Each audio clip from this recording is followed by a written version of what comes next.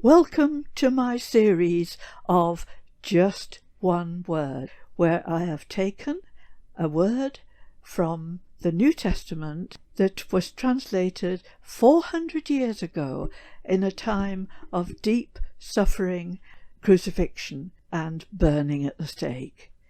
So they need updating. And the first word I've chosen is a very controversial word, the word sin. The word sin.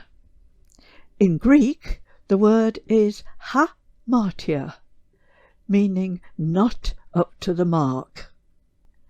Difficult concept. So, marks mark things.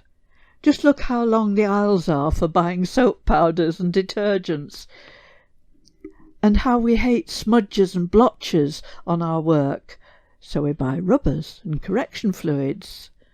But detectives love marks.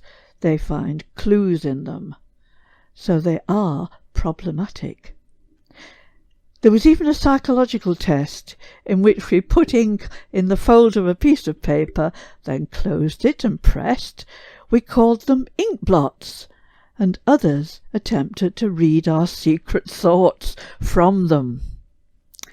But in a school situation, the word sin, well, we have all suffered from the trauma of a bad mark being given to our fragile attempts. Guilt and shame move into our very souls. So, here is a big surprise. The Greek word is, as I said before, ha and martyr, and that's the word the King James translates as sin in 1611. It implies a particular view of God.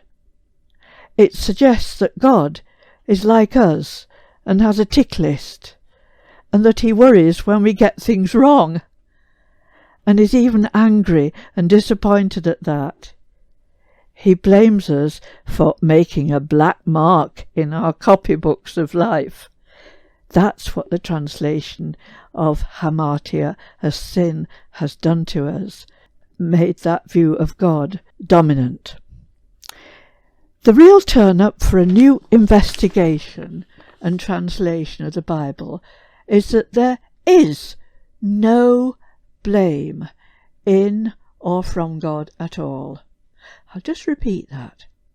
There is no blame in or from God at all. It's all our projections. But it's been a slow discovery by the Hebrew nation. John the Baptist twigged it almost straight away. In John's Gospel, chapter 1, he says, "Behold the Lamb of God, who takes away the sin of the world," as he sees Jesus coming towards him. So how, we need to ask, does Jesus do that? I'd like to suggest imagining Jesus with a rucksack on his back, which is full of our sense of self-loathing and blame, together with the opposite, the pain of being falsely blamed. That's in our rucksack. This was Jesus' main job. God appearing in human form to carry that rucksack, our disappointments, distress and shame. These do not figure in God's imagination. Jesus takes them away, as John the Baptist says. They don't matter anymore when we know they don't matter to God. And then we can get at the real meaning of our need for a sense of sin, mucking things up. It is real awe we feel at the hugeness of God and our littleness and helplessness. That's the real sense in the word hamartia.